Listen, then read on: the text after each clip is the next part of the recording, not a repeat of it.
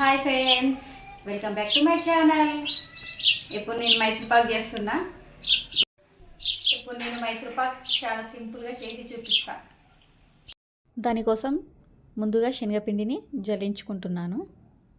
ఇలా జల్లించుకోవడం వలన ఉండలు లేకుండా ఉంటుంది. ఖచ్చితంగా ఇలా జల్లించుకోండి.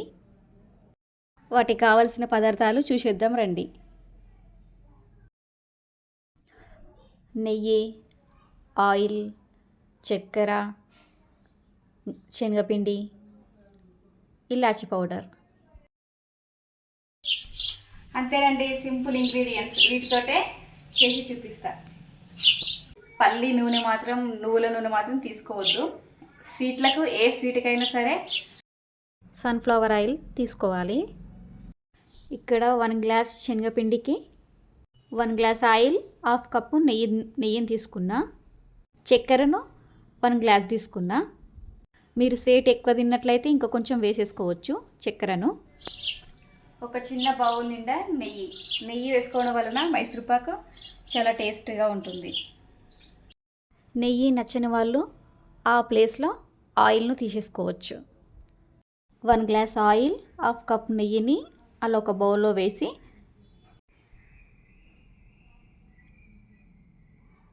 మనం స్టవ్ పైన సిమ్లో పెట్టి మరిగించుకోవాలి.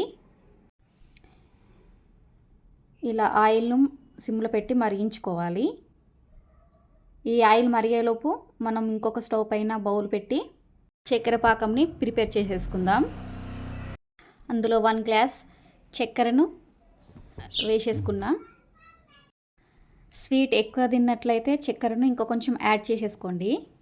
స్వీట్ తక్కువ తినే వాళ్ళైతే కొంచెం తగ్గించి వేసేసుకోండి. 1 గ్లాస్ చక్కెరను వేసి అందులో 1/2 గ్లాస్ వాటర్ను వేసేసుకోవాలి.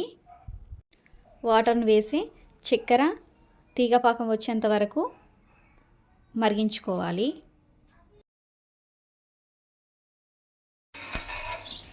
ఈ చక్కెర పాకం వచ్చేలోపు ఆయిల్ను మాత్రం హీట్ చేసేసుకుంటూనే ఉండాలి సిమ్లో పెట్టి.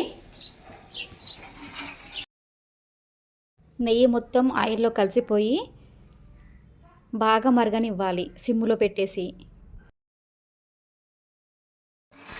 ఇందులో ఇలాచి పౌడర్ని వేసుకుంటే చాలా టేస్ట్గా ఉంటుంది, కానీ నచ్చని వాళ్ళు స్కిప్ చేయొచ్చు. ఇలా కలుపుకుంటూ ఉండాలి, అడుగు పట్టకుండా ఉంటుంది.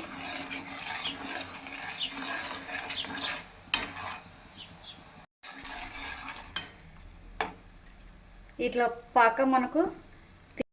పాకం తీగపాకం రావాలి. ఇలా నేను వీడియోలో చూపించే విధంగా పాకం వస్తే సరిపోతుంది. చక్కెర పాకం వచ్చిన తర్వాత అందులో శనగపిండిని కొద్దిగా వేసుకుంటూ కలుపుకోవాలి. మీకు స్పూన్ తోటి కలపనికి రాకుంటే విస్కర్ తోటి కూడా కలుపుకోవచ్చు. ఇలా మొత్తం ఇట్లా స్ప్రెడ్ చేసుకుంటూ ఉండలు లేకుండా బాగా కలుపుకోవాలి. మైసూర్పాకు మెయిన్ కలుపుడే ఎక్కువ ప్రాసెస్ అండి. ఫుడ్ కలర్ ఇష్టపడే వాళ్ళైతే ఈ టైంలోనే ఎల్లో ఫుడ్ కలర్ని యాడ్ చేసేసుకోండి. నేను మాత్రం ఫుడ్ కలర్ను వేస్తలేను. శనగపిండి పాకంలో మొత్తం మిక్స్ అయిన తర్వాత మనం ఇందాక వేడి చేసి పెట్టుకున్న ఆయిల్ను ఒక గరిట వేసేసుకోవాలి. ఈ ఆయిల్ మొత్తం శనగపిండి పీల్చుకునేంత వరకు కలుపుకోవాలి. ఆయిల్ మొత్తం శనగపిండి పీల్చుకున్న తర్వాత ఇంకొక స్పూన్ ఆయిల్ను వేసేసుకోవాలి. ఇలా శనగపిండి ఆయిల్ను మొత్తం పీల్చుకున్న తర్వాత ఇంకో గరిట ఆయిల్ను వేసేసుకోవాలి. శనగపిండి ఎప్పుడైతే ఆయిల్ను రిలీజ్ చేస్తూ ఉంటుందో ఆ టైంలోనే ఆయిల్ను వేసేసుడు ఆపేయాలి. నా వీడియోస్ నచ్చినట్లయితే నా ఛానల్ని సబ్స్క్రైబ్ చేసుకోండి, లైక్ చేయండి.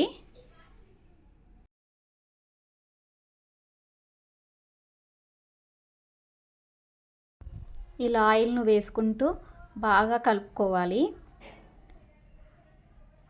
శనగపిండి ఆయిల్ను మొత్తం రిలీజ్ చేసే టైంలో మనం 1/2 టీ స్పూన్ దాకా ఇలాచి పౌడర్ని వేసేసుకుంటున్నా. ఇలాచి పొడి నచ్చని వాళ్ళైతే స్కిప్ చేయొచ్చు. ఇలాచి పౌడర్ వేసి ఒకసారి కలుపుకొని స్టవ్ పై నుండి దించేసుకోవాలి. ఆయిల్ మొత్తం పైకి వచ్చేసింది చూడండి ఒకసారి. అంత ఆయిల్ మొత్తం పీల్చేసుకుంటుంది. నేను ముందే బౌల్కి నెయ్యిని అప్లై చేసి పెట్టేసుకున్నా. మైసూర్పాక్ స్టవ్ నుండి దించేసిన వెంటనే బౌల్లో వేసేసుకోవాలి. ఒక్క సెకండ్ లేట్ అయినా సరే గట్టిపడిపోతుంది.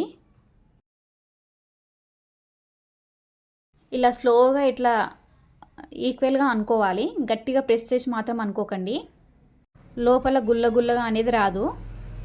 మూత పెట్టి 5 మినిట్స్ ఉంచుకున్న తర్వాత ఇలా చాక్తో కట్ చేసుకోవాలి.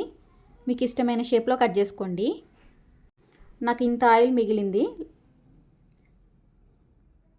మైసూర్పాక్ మొత్తం చల్లారిన తర్వాత మనం ఒక ప్లేట్లోకి ఇట్లా రివర్స్గా అనుకోవాలి. ఇలా అనుకుంటే మైసూర్పాకు ఇలా మొత్తం వచ్చేస్తుంది.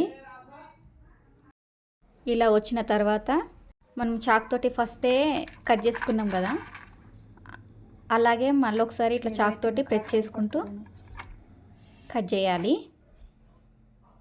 ఇలా నేను రివర్స్ తిప్పి కట్ చేస్తున్నా. అలా అయితేనే మనం ఇందాక కట్ చేసినది కటింగ్ అనేది ఏర్పడుతుంది.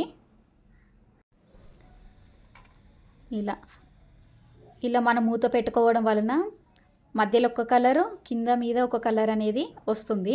ఎంత గుల్లగుల్లగా వచ్చిందో చూడండి ఒకసారి. టేస్ట్ కూడా చాలా అంటే చాలా బాగుంది. ఒకసారి ఖచ్చితంగా ఇలా ట్రై చేయండి. అంతేనండి, ఎంతో సింపుల్గా మన ఇంట్లోనే మైసూర్పాక్ను తయారు చేసుకోవచ్చు.